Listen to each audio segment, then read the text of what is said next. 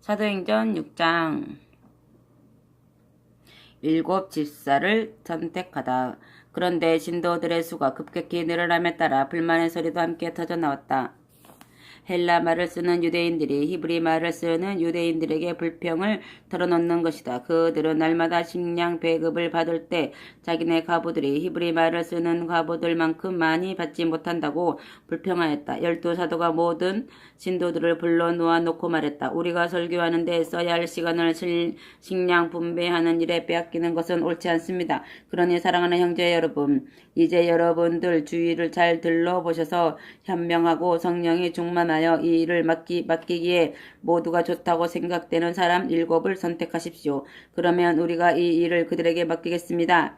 그래야 우리도 기도와 설교와 가르치는 일에만 전념할 수 있을 것입니다. 온 총회는 이 제안을 타당하다고 여기고 그 누구보다 믿음과 성령에 충만한 스데반, 빌립, 브로고로, 니가노르, 디몬, 바메나, 안디옥 사람으로서 유대교로 개종하였다가 다시 그리스도인이 된 니골라, 이렇게 7사람을 선출하였다. 그들이 앞으로 나오자 사도들은 그들을 위해 기도하고 손을 얹어 축복하였다. 하나님의 말씀은 점차 널리 퍼지고 예루살렘에서는 제자들의 수요가 크게 늘어났다. 유대교 대제사장들도 많이 개종해왔다. 체포당한 스데반은 믿음과 성령의 능력이 충만하여 사람들 앞에서 놀라운 이적을 베풀고 있었다. 어느 날이었다. 자유인의 회당 사람들과 구레네와 애굽의 알렉산드리아, 길리기아 지방과 아시아 지방에서 온 사람들이 스데반에게 논쟁을 걸어왔다. 그러나 지혜와 성령의 도우심으로 말하는 스데반을 당해내지 못하자 그들은 사람들을 매수하여 스데반이 모세를 저주하고 하나님까지 모독했다고 거짓 증언을 하게 하였다. 격분한 군중들이 스데반에게 욕설을 퍼부으며 유대인 지도자들과 율법학자들과 함께 스데반을 붙잡아 의회로 끌고 갔다. 거짓 증인들은 계속하여 스데반의 성경과 모세의 율법에 위배되는 말만 한다고 떠들어댔다. 그들이 소리쳤다. 나사렛 예수가 이 성전을 헐어버리고 모세의 율법도 모조리 없애버릴 것이라고 이 사람이 장담하는 것을 우리는 들었소. 그러자 의회 안에 있던 사람들이 일제히 스데반을 쳐다보았다. 그의 얼굴은 천사의 얼굴처럼 빛나고 있었다. 아멘. 7장. 스데반의 설교. 대제사장이 스데반에게 물었다. 이 고소 내용이 사실인가? 그러자 스데반이 대답하였다. 영광의 하나님께서는 우리 조상 아브라함이 아직 하란으로 옮겨가기 전 메소포다미아에 살고 있을 때 그에게 나타나셨습니다. 그리고 그에게 고향과 친척을 떠나 하나님께서 지시하시는 나라로 가라고 말씀하셨습니다. 그래서 아브라함은 갈대아 사람들의 땅을 떠나 수리아의 하란으로 가서 그의 아버지가 죽을 때까지 거기서 살았습니다. 그 후에 하나님께서는 그를 이곳 이스라엘 땅으로 데려오셨습니다. 그러나 그에게는 손바닥만한 땅도 주시지 않았고 또 자녀도 없었습니다. 그런데도 하나님께서는 장차 이 땅이 전부 아브라함과 그 후손의 것이 되리라고 약속하셨습니다. 또한 그 후손들이 이 땅을 떠나 400년 동안이나 남의 나라에 가서 노예로 살게 되리라는 것도 일러주셨습니다. 그리고 하나님께서 내 백성의 나라가 옛날과 같이 부흥될 것이다. 그때는 그들이 직접 나의 보호를 받아 안전하게 살 것이다. 그들을 건드리며 공격하는 백성이 있으면 내가 즉각 나서서 그들에게 더 무서운 형벌을 내리겠다라고 그에게 말씀하셨습니다. 하나님께서는 또 그때 할례 예식을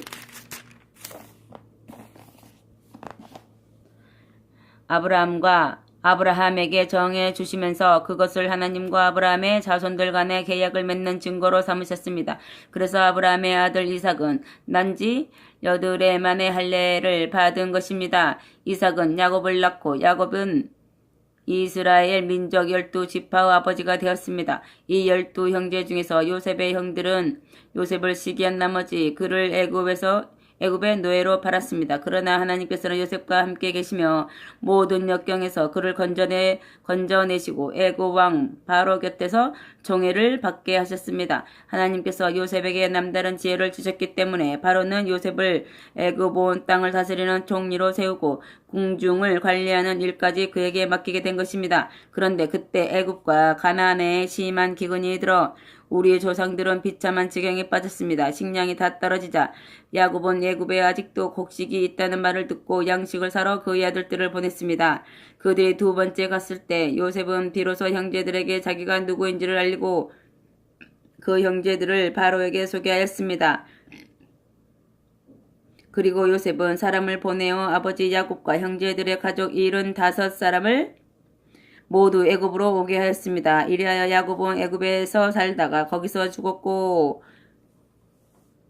그의 아들들도 거기서 죽었습니다. 그들의 유해는 모두 세겜으로 운반되어 그곳 묘지에 묻혔는데 그곳은 전에 아브라함이 세겜에 살던 하몰 자손에게서 사둔 곳이었습니다. 하나님께서 아브라함에게 하신 약속, 곧 노예에서 해방시켜 주겠다고 하신 때가 가까워졌을 무렵 이스라엘 민족은 애굽에 엄청나게 퍼져 있었습니다. 그런데 당시 애굽에는 요셉의 내력을 알지 못하는 자가 왕이 되어 우리 조상들에게 포악한 정치를 하고 부모들을 강압하여 아이들을 내버리게 하였습니다. 모세가 태어난 것이 바로 이 무렵이었습니다. 그는 하나님의 마음에 드는 귀여운 아기였습니다. 그의 부모는 석 달 동안 그 아기를 숨겨 키웠습니다. 그러나 도저히 더 이상 숨길 수 없게 되자 그 아기를 버렸습니다. 그러나 그 아기는 곧 바로 딸의 눈에 띄어 그의 양자가 되었습니다. 이렇게 해서 모세는 애굽에서 최고의 교육을 받고 건장하며 웅변을 잘하는 왕자가 되었습니다. 40세의 생일이 가까워오던 날이었습니다. 모세는 자기 동족인 이스라엘 사람을 만나고 싶은 생각이 나서 그들을 찾아 나섰습니다. 그런데 어떤 애굽 사람이 자기 동족 이스라엘 사람을 학대하는 것을 보자 모세는 이스라엘 사람의 편을 들어 싸우다가 그만 애굽 사람을 죽이고 말았습니다. 모세는 자기야말로 이스라엘 사람을 도우라고 하나님께서 보낸 사람이라는 것을 동족들이 인정해 주기를 바랐습니다. 그러나 아무도 그것을 인정하지 않았습니다. 이튿날 모세는 다시 그들을 만나러 갔다가 이스라엘 사람들끼리 서로 싸우는 것을 보았습니다. 그는 싸움을 말리면 여보시오, 한 핏줄끼리 이렇게 싸우면 되겠소? 이게 무슨 짓들이오?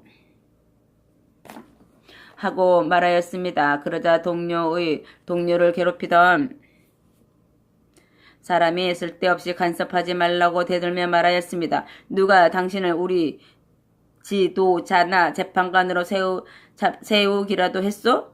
어제는 애굽 사람을 죽이더니 오늘은 나를 죽일 작정이요. 이 말을 들은 모세는 애굽을 나와 미디안 땅에 가서 살았습니다. 거기서 그의 두 아들이 태어났습니다. 그로부터 40년이라는 세월이 흘렀습니다. 어느 날 모세가 시내산 근처 광야에 나가 있을 때였습니다. 그 한 천사가 가시나무 덤불 불길 속에 나타났습니다. 이 광경에 놀란 모세는 무슨 일인가 자세히 알아보려고 달려갔습니다. 그러자 주님의 음성이 들려왔습니다. 나는 네 조상 아브라함과 이삭 야곱의 하나님이다. 모세는 두려움으로 감히 고개조차 들지 못하였습니다. 주께서 말씀하셨습니다. 네가 서 있는 땅은 거룩한 곳이다. 그러니 네 신을 벗어라. 나는 내 백성이 애굽에서 학대받는 것을 보았고 그들이 부르짖는 소리를 들었다. 나는 그들을 구해내려고 내려왔다. 가라. 내가 너를 애굽으로 보낸다. 이렇게 하여 하나님께서 누가 당신을 우리의 지도자나 재판관으로 세우기라 했소? 하고 동족에게 배척받은 바로 그 모세를 애굽으로 되돌려 보내셨습니다. 모세는 이스라엘 민족의 통치자와 해방자로 보내심을 받은 것입니다. 모세는 수많은 놀라운 이적을 행함으로써 이스라엘 백성을 애굽에서 구해냈으며 홍해를 건넌 뒤 40년 동안 광야에서 그들을 이끌었습니다. 모세는 이스라엘 백성들에게 여호와께서는 여러분의 동족 가운데서 끊임없이 한 사람을 불러 세우실 것이다 라고 말하였습니다. 이것은 사실이었습니다. 모세는 광야에서 살 때 이스라엘 백성과 그들에게 하나님의 율법을 준 천사 사이의 중개자였습니다.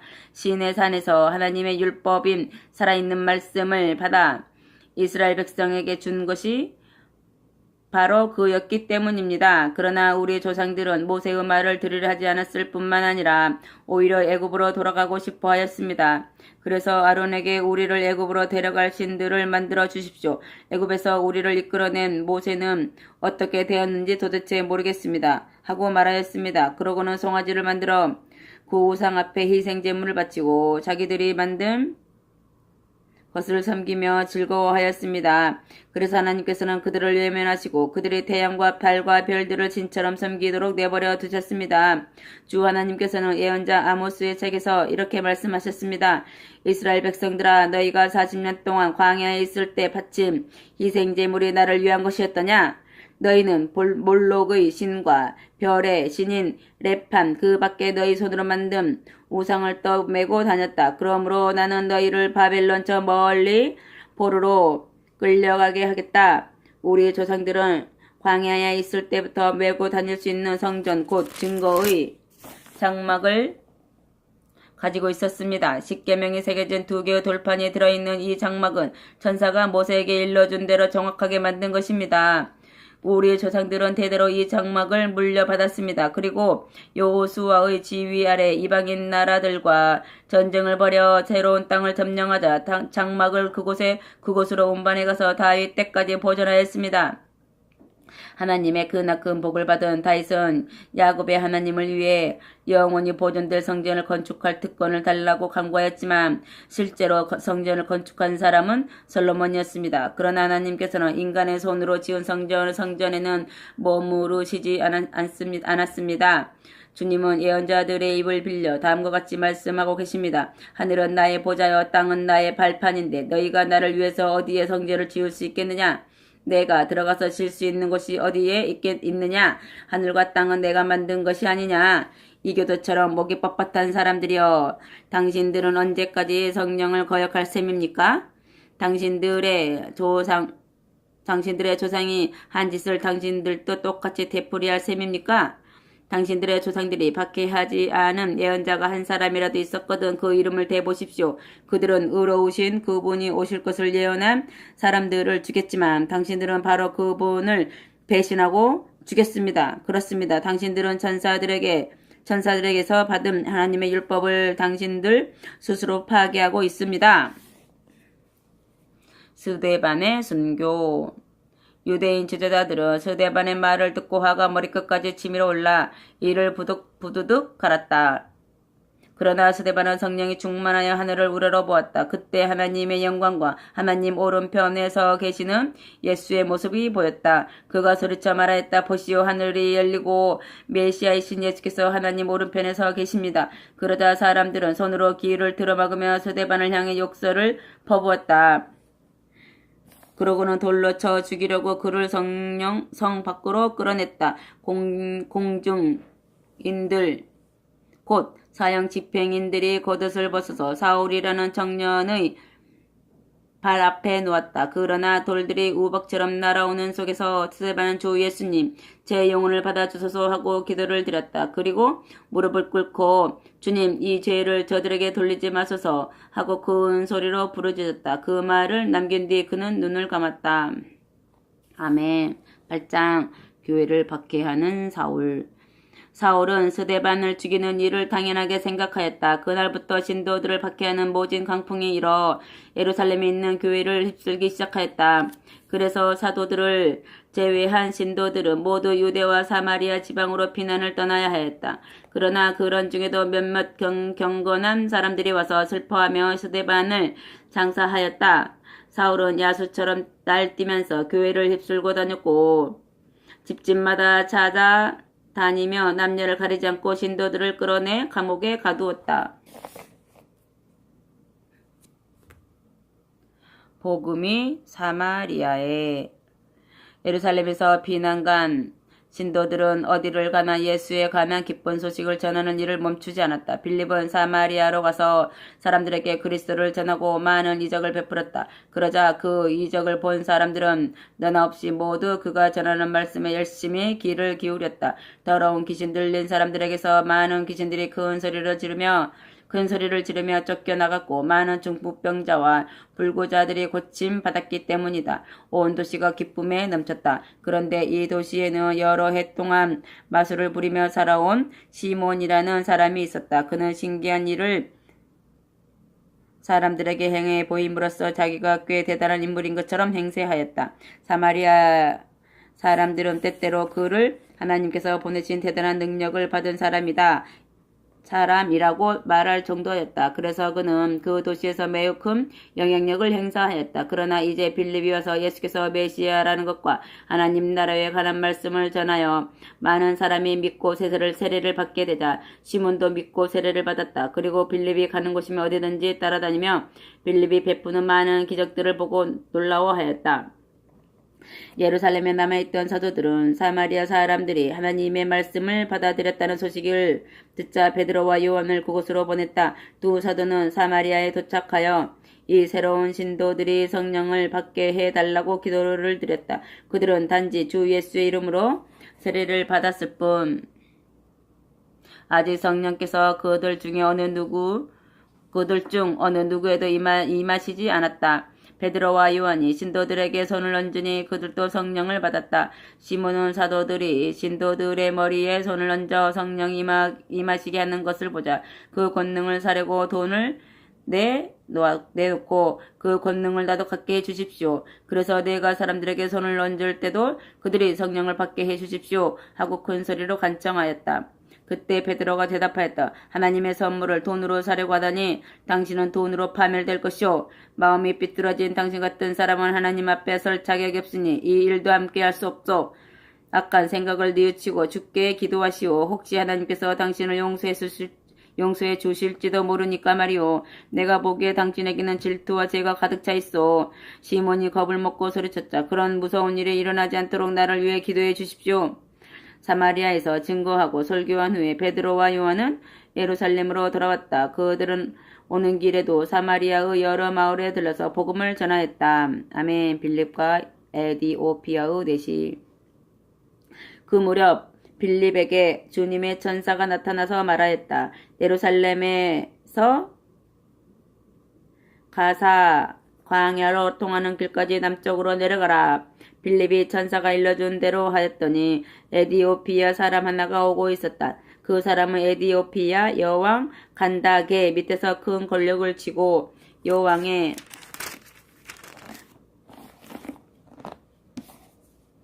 모든 재정을 관리하는 넷이었다. 그는 예루살렘 성전에 예배드리러 갔다가 돌아가는 길이었는데 마차에 앉아 예언자 이사야 책을 소리내어 읽고 있었다. 성령께서 빌립에게 말씀하셨다. 마차 가까이로 걸어가라. 빌립이 달려가서 그 책 읽는 소리를 듣고 물었다. 그 뜻을 이해하십니까? 그 내시가 대답하였다. 잘 모릅니다. 아무도 내게 가르쳐 주지 않으니 어떻게 알겠습니까? 그러고는 빌립에게 마차에 올라와서 곁에 앉으라고 청하였다. 그가 읽고 있던 구절은 다음과 같았다. 그는 학대와 고문을 당하면서도 입 한 번 열지 않고 그 고통을 다 참았다. 도살장으로 끌려가는 어린 양처럼 잠잠하고 털 깎는 자 앞에 선 어미 양처럼 입 한 번 열지 않고 모든 고난을 다 참았다. 그가 체포되고 유죄 판결을 받아서 감옥으로 끌려갔으나 그를 위해서 걱정해 주는 사람이 그의 시대에 아무도 없었다. 그러나 사실은 그가 내 백성의 허물 때문에 죽게 된 것이다.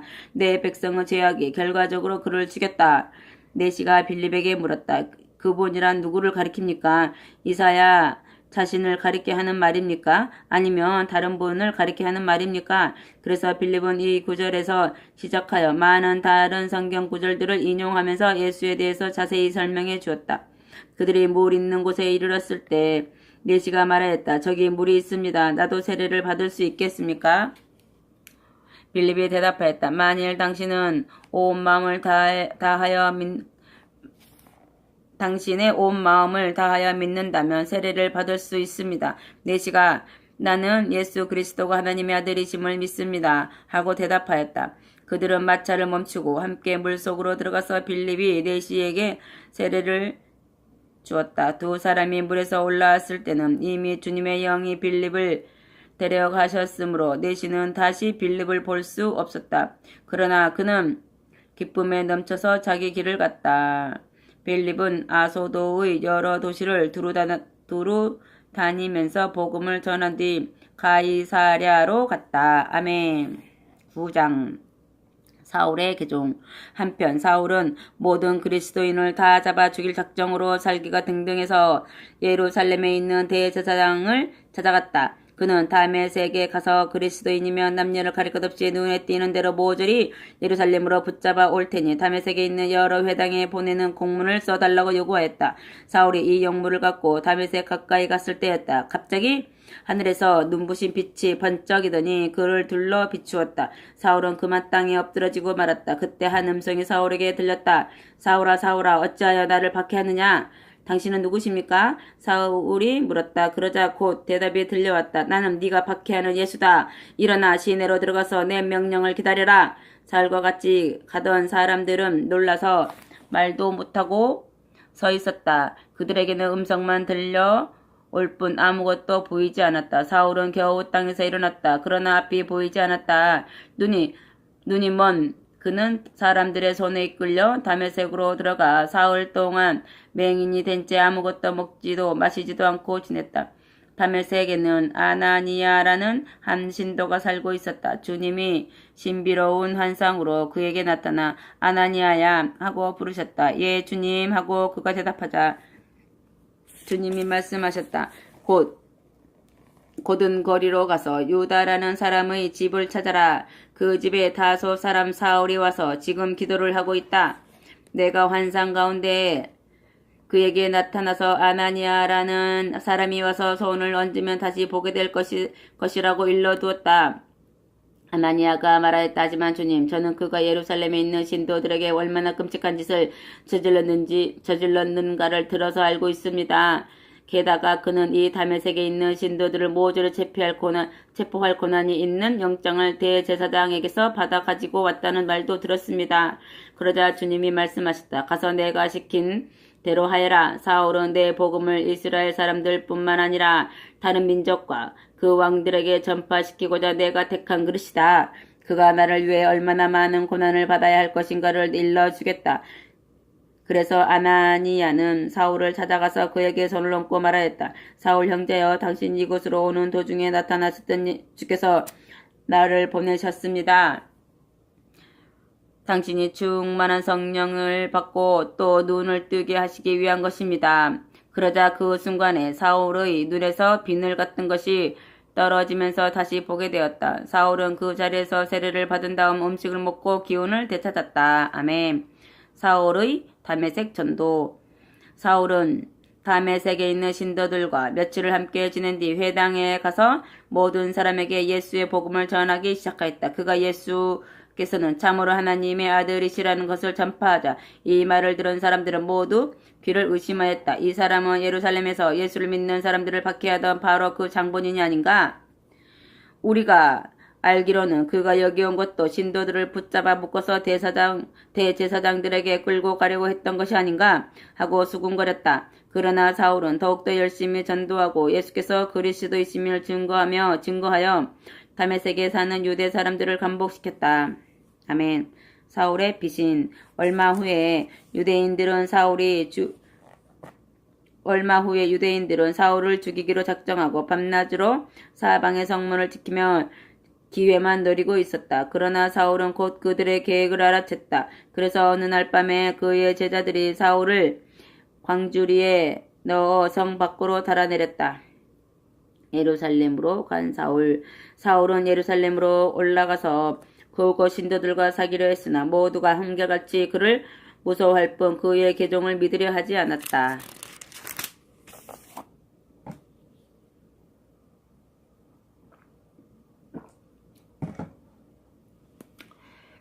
그래서 바나바가 사울을 데리고 사도들에게 가서 그가 다메섹으로 가는 도중에 어떻게 주님을 뵙게 되었으며 주께서 그에게 무슨 말씀하셨고 또 그가 예수의 이름으로 얼마나 담대히 전도했는가를 설명해 주었다. 그제서야 그들은 사울을 받아들였다. 사울은 신도들과 함께 지내면서 주님의 이름으로 담대히 전도하였다. 그런데 헬라 말을 쓰는 유대인 몇 사람이 음모를 꾸며 사울을 죽이려는 뜻으로 논쟁을 걸어왔다.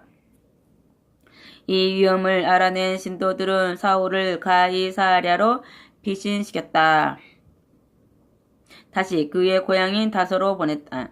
가이사랴로 피신시켰다가 다시 그의 고향인 다소로 보냈다. 그러는 동안 교회는 유대와 갈릴리와 사마리아 온 지방에서 안정이 되어 튼튼히 자라갔다. 신도들은 진심으로 주님을 경외하였고 성령의 위로를 받으며 살아갔다.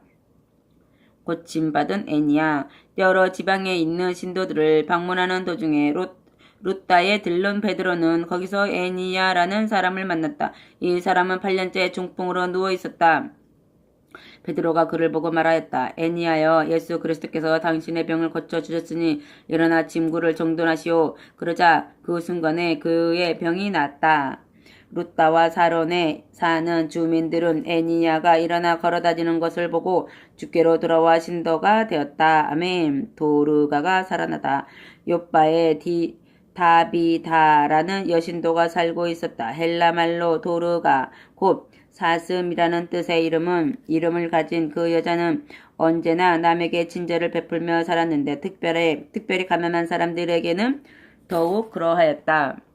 그런데 바로 그 무렵에 도르가가 병이 들어 죽었다. 그의 친구들은 시신을 싣고 다락방에 누워 놓았다. 그리고 때마침 베드로가 가까운 곳이 루따에 와 있다는 말을 듣고 두 사람을 보내어 요빠로 급히 와 달라고 청하였다. 베드로가 퇴이 승낙하고 곧 그들과 함께 요빠로 오자 신도들은 도르가의 시신이 안치된 다락방으로 베드로를 안내하였다. 그 방에는 도르가가 살아있을 때 친절을 베풀어 준 과부들이 가득 모여 앉아 울면서 도르가가 자기들을 위해 만들어준 겉옷과 속옷을 베드로에게 보여주었다. 베드로는 모든 사람을 방에서 나가게 한 후에 무릎을 꿇고 기도드렸다. 그리고 시신을 향해 돌아앉아서 다비다여 일어나시오 하고 말하였다. 그러자 그 여자가 눈을 떴다. 그리고 베드로를 보자 일어나 앉았다. 베드로는 손을 내밀어 그 여자를 일으켜 세웠다. 그리고 신도들과 과부들을 불러 도르가를 보게 하였다. 이 일이 온 요빠에 알려지자 많은 사람이 주님을 믿게 되었다. 베드로는 얼마 동안 요빠에 머물러 있으면서 비역공 시몬의 집에 묵었다. 아멘. 10장 고넬료가 본 환상. 가이사랴에 고넬료라 하는 로마 군대의 장교가 있었다. 이달리아라 하는 파견 부대의 부대장인 그는 신앙이 두터워 온 가족과 함께 하나님을 공경하고 있었다. 또한 그는 후하게 자선을 베풀어 늘 기도하는 사람이기도 하였다. 어느 날 오후 3시쯤이었다. 그는 신비로운 환상 속에서 그의 앞으로 걸어오는 하나님의 전사를 보게 되었다. 고넬료야, 그 전사가 불렀다. 고넬료는 두려움 속에서 그 전사를 바라보며 무슨 일이십니까? 하고 물었다. 전사가 대답하였다. 하나님께서 너의 기도와 자선을 기억하신다. 이제 곧 요빠에 사람을 보내어 시몬 베드로라는 사람을 찾아라. 그는 바닷가에 사는 비역공 시몬의 집에 있다. 전사가 사라지자 고넬료는 하인 두 사람과 자기 호위병이며 신앙이 두터운 한 병사를 불러 자기에게 있었던 일을 말해준 다음 그들을 요빠로 보냈다. 베드로가 본 환상. 이튿날 그들 세 사람이 요빠 근처에 이르렀을 때 베드로는 기도를 드리러 옥상에 올라가 있었다. 그때가 마침 정오여서 베드로는 시장기를 느꼈다. 점심 식사는 아직 준비 중이었고 그러는 중에 베드로가 무화의 지경에 들어갔다. 그가 쳐다보니 하늘이 열리고 내 기퉁이를 맨 그 모자기 같은 것이 내려오고 있었다. 그 속을 들여다보니 이스라엘 사람에게는 먹지 말도록 금지되어 있는 뱀과 새 등 온갖 종류의 짐승이 들어있었다. 그리고 한 음성이 들려왔다. 자, 어느 것이든 원하는 대로 잡아 먹어라. 베드로가 소리쳤다. 아닙니다. 주님, 저는 지금까지 율법에 금지되어 있는 이런 것을 입에 대어 본 일이 없습니다. 음성이 다시 들려왔다. 하나님께 대꾸하지 말라. 하나님께서 정결한 음식이라고 하시면 그것은 정결한 것이다. 똑같은 환상이 3번이나 반복되더니 그 보자기는 다시 하늘로 들려 올라갔다. 베드로와 고넬료의 대면. 베드로는 그 환상이 무엇을 의미하며 어떻게 하라는 것인지 몰라서 매우 당황하고 있었다. 바로 그때 고넬료가 보낸 사람들이 그 집을 찾아내어 대문 밖에 서서 여기가 시몬 베드로가 묵고 있는 집이냐고 물었다. 아직 베드로가 방금 본 환상에 대해 골똘히 생각하고 있는데 성령께서 말씀하셨다. 세 사람이 너를 찾아왔다. 내려가서 그들을 만나고 그들과 함께 가라. 염려하지 말아라. 그들은 내가 보낸 사람들이다. 베드로가 내려가서 내가 당신들을 찾는 사람이요 무슨 일로 오셨소? 하고 물었다. 그러자 그들은 로마군의 장교 고넬료는 선하고 신앙심이 깊은 사람이며 유대인들에게서 존경받고 있다는 것과 그에게 천사가 나타나서 베드로를 정하여 하나님께서 하시는 말씀을 들으라고 지시하였다는 경위를 말하였다. 베드로는 그들을 맞아들여 그날 밤을 거기서 묵게 한 뒤 다음날 그들과 함께 길을 떠났다. 요빠에 있는 신도 몇 사람도 동행하였다. 이튿날 그들이 가이사랴에 도착해 보니 고넬료는 친척과 친구들을 불러놓고 베드로를 기다리고 있었다. 베드로가 집 안으로 들어가자 고넬료가 베드로 앞에 엎드려 절을 하였다. 베드로가 그것을 만류하며 말하였다. 일어서시오. 나도 역시 사람이요. 고넬료와 잠시 동안 이야기를 나눈 다음 사람들이 모인 방으로 건너간 베드로는 그들에게 말하였다. 여러분도 아시는 대로 내가 이렇게 이방인의 집에 들어오는 것은 유대인의 율법에는 금지되어 있습니다. 그러나 하나님께서는 내게 어떤 사람도 차별해서는 안 된다고 환상으로 지시하셨습니다. 그래서 여러분이 나를 부르러 보냈을 때 나는 거절하지 않고 이렇게 왔습니다. 그런데 여러분은 무슨 일로 나를 오라고 하셨습니까? 고넬료가 대답하였다. 나흘 전의 일입니다. 제가 이맘때쯤 오후 기도를 드리고 있었는데 갑자기 제 앞에 눈부시게 빛나는 옷을 입은 사람이 나타나서 말하였습니다. 고넬료야, 하나님께서 네 기도를 들어주셨고 네 자선을 기억하고 계시다. 이제 요바로 사람을 보내어 바닷가에 사는 비역공 시몬의 집에 머물고 있는 시몬 베드로를 청하여라. 그래서 제가 즉시 사람을 보낸 것인데 선생님께서 잘 와주셨습니다. 지금 저희는 주님 앞에 앉아 주께서 선생님을 통해 저희에게 무슨 말씀을 하시려는지 간절히 마음으로 기다리고 있습니다. 말씀해 주십시오. 고넬료 집에서 전도한 베드로가 말하였다. 나는 하나님께서 유대인만을 사랑하시는 것이 아니라 어느 나라에서든지 하나님을 공경하고 선한 일을 하는 사람은 하나님께서 다 받아주신다는 것을 분명히 알았습니다. 이스라엘 사람에게 전해진 기쁜 소식에 대해서는 이미 여러분들이 듣고 계신 줄로 압니다. 모든 인류의 주님이신 메시아 예수를 통해서 우리가 하나님과 화해하게 된 그 사실 말입니다. 이 기쁜 소식은 갈릴리에서 세례 요한이 전파하기 시작한 후에 온 유대에 퍼져나갔습니다. 하나님께서는 나사렛 예수께 성령과 능력으로 기름 부어주시고 늘 함께 계셨습니다. 그래서 예수께서는 사방을 두루다니시며 귀신 들린 사람들을 고쳐주셨습니다. 우리 사도들은 예수께서 온 유대와 예루살렘에서 베푸신 그 모든 이적을 직접 눈으로 본 사람들입니다. 이런 예수를 예루살렘 사람들은 십자가에 못 박아 돌아가시게 했지만 하나님께서는 사흘 만에 예수를 다시 살리셨습니다. 그리고 이렇게 다시 살아나신 예수께서는 일반 사람들보다는 하나님께서 미리 선택해 두신 특정한 증인들에게 나타내 보이셨습니다. 뿐만 아니라 예수께서는 부활하신 후에 우리들에게 오셔서 함께 식사도 하셨습니다. 예수께서는 이 기쁜 소식을 모든 사람에게 전하라고 우리에게 당부하셨습니다. 그래서 우리는 이 예수께서 산 자와 죽은 자를 심판하실 분으로 하나님이 세우셨다는 것을 증거하고 있는 것입니다. 이것은 모든 예언자들이 기록한 그대로입니다. 누구든지 예수를 믿는 사람은 그분의 이름으로 죄를 용서받을 수 있다고 그들이 증언하고 있지 않습니까? 아멘. 성령을 받은 이방인들. 베드로가 아직 말을 계속하고 있는데 성령께서 모든 청중에게 내리셨다. 베드로와 함께 온 유대인 신도들은 이방인에게도 성령의 선물이 주어진 것을 보고 놀랐다. 그러나 이방인들이 방언을 하고 하나님을 찬양하는 것을 직접 들었으니 의심의 여지가 없는 일이었다. 베드로가 물었다. 이제 이 사람들도 우리처럼 성령을 받았으니 내가 그들에게 세례를 주는데 반대하실 분은 없으시겠지요? 아무도 반대하고 나서는 사람이 없었다. 베드로는 메시아 예수의 이름으로 그들에게 세례를 주었다. 고넬료가 베드로에게 며칠만 더 함께 머물러 달라고 간청하였다. 아멘.